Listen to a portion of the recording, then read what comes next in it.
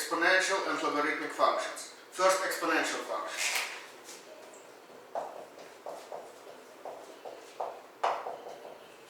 Exponential functions.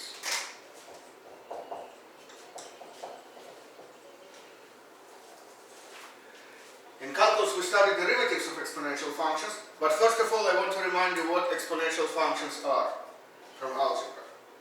So, first I remind you operation of power. Operation of power. Which means one number into the power of another number, like x to the power y. In this context we often assume that x is greater than 0. While x equals or less than 0, you can still define power for certain y values, but it's not a very good definition, so we always assume that the base of the power is positive. Now, this definition of the power depends on what y is. If y is integer,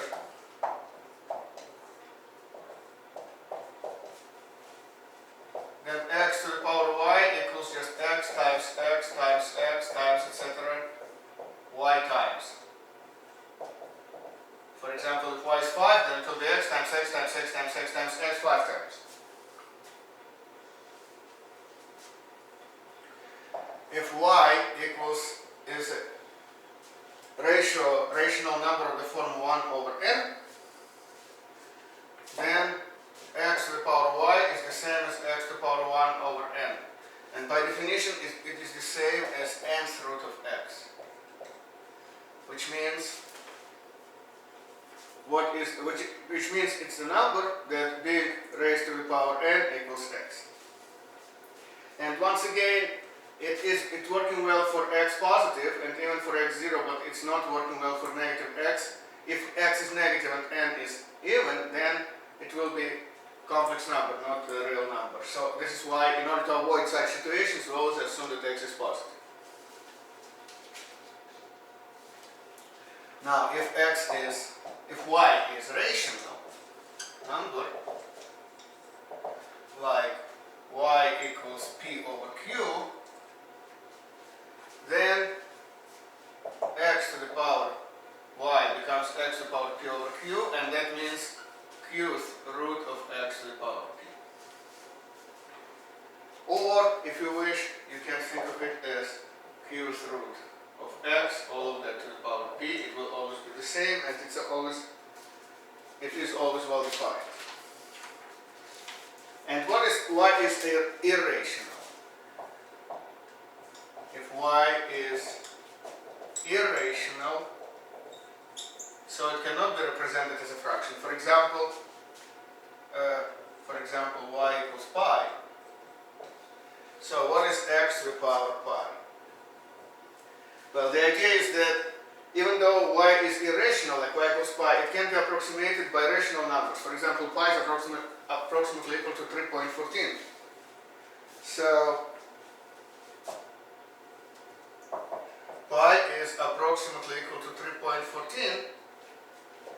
So x to the power pi is approximately equal to x to the power 3.14. And this can be defined by using the same ideas here, because 3.14 is 314 divided by 100. So it can be determined, or can be defined this way. And now, of course, pi can be approximated with better approximation, and so x to the power pi can be approximated with better approximation, and eventually we get certain number that will be exactly equal to x to the power pi, and everything works fine here, so we can define any positive number into the power of any number, any real number. So that way we can define what is x to the power y for any positive base and any power. Next, I want to remind you from algebra operations properties of this operation of power. Properties of power. There are really many properties here. For example, a to the power b times a to the power c is the same as a to the power b plus c. Then what else? A to the power b divided by a to the power c equals a to the power b minus c. Then what else? A to the power b in parentheses to the power c. So when you have power inside another power, so it equals a to the power b times c. What else? A times b to the power c can be expanded as a to the power c times b to the power c. Same thing with division. A divided by b to the power c equals a to the power c divided by b to the power c. And then there are many other properties. And if we need more properties, then I will remind you of more properties of the sort. Now, next I want to remind you what is exponential function. So that was just operation of power.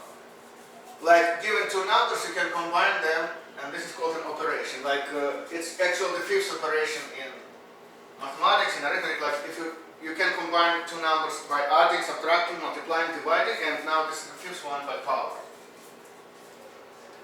So that was just operation, and now I will explain exponential function.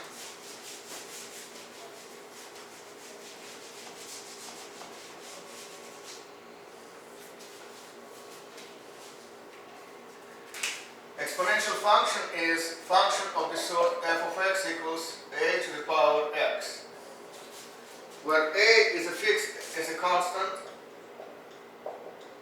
and since it is exponent of a power, it's supposed to be positive. And other than that, a could be any number, but it's a constant. For example, it could be 2 to the power x, so a could be 2, then the whole thing is 2 to the x, or 10 to the x, or 0.1, 1/10 to the power x, etc. So we can choose any number for a. Like a could be greater than 1 or less than 1, or any number as long as it's positive. Now I want to talk about graph. Graph of the function y. Graph always starts with y equals, it's a y equals a to the power x. How does this graph look like? Actually, the shape of the graph depends on this number a. If a is positive, no, sorry, it's always positive. If a is greater than 1, for example, a equals 2 or a equals 10, then the graph of this function looks like this. So it looks like this. So it is very slowly, it is increasing function, so it goes up. It increases very slowly on the left and very fast on the right. So the point where it crosses the y-axis is called y-intersection. It's always 0, 1. Because any number to the power 0 equals 1. Now, on the left-hand side, we have horizontal asymptote. Because this graph comes very close to 0. And this feature of the graph is called horizontal asymptote.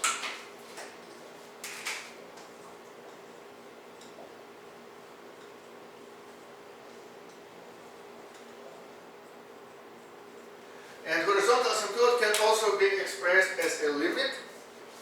So we can write limit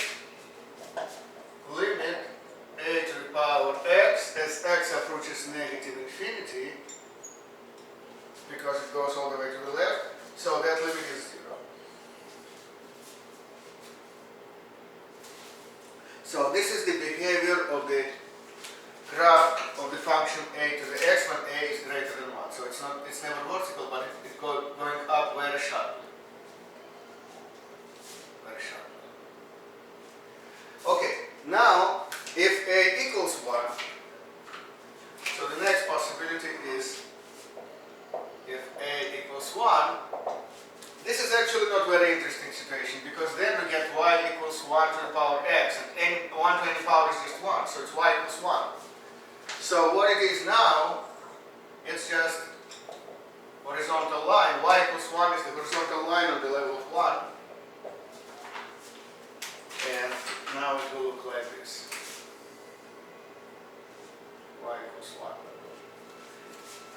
It is also going, having y-intercept 0, 1. But it is so simple, just horizontal line, so typically this case is never considered. And now so this is the most common case when A is positive. This is least common, I would say, when A is equal to 1. This is A greater than 1, this is A equals 1. And now there is another case when A is smaller than 1. It should be positive because this constant is always greater than 0, positive. So we have to say if A is between 0 and 1. Then the shape of the graph will be different. For example, this function, 0.1 to the power of x. Then the graph of this function will look like this. So it will go very sharply down, cross the y-axis at the point 0, 1 again, and then on the right hand side it has an asymptote because it approaches or it comes close to the x-axis. So this is again horizontal asymptote.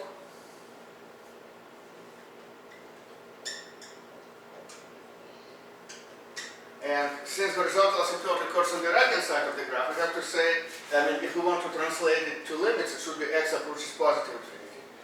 So limit x approaches infinity at a to the x equals 0.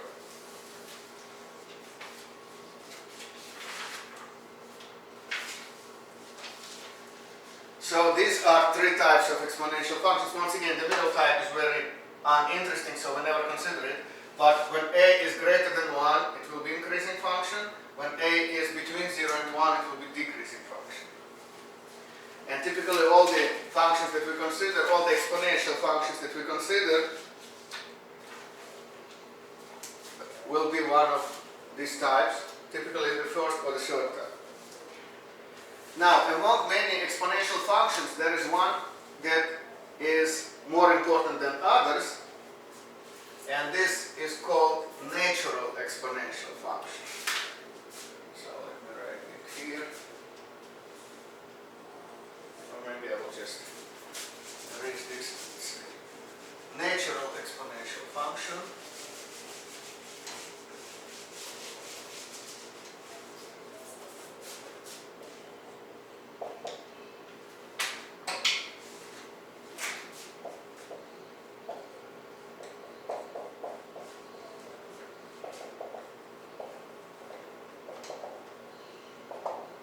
It's f of x equals e to the power of x.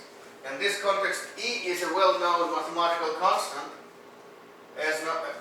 We know, everybody knows pi. Pi is 3.14. It's a well-known mathematical constant. This is another well-known mathematical constant denoted by e, and it's approximately equal to 2.7. In fact, it's enough to remember just two digits.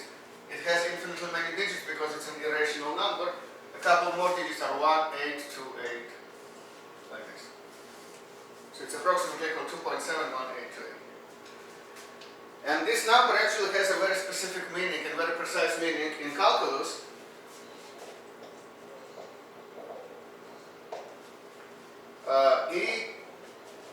It's best to express this meaning as a limit. So e equals limit as x approaches 0 of 1 plus x to the power 1 over x. This limit does exist, and if we calculate this limit, it equals this number.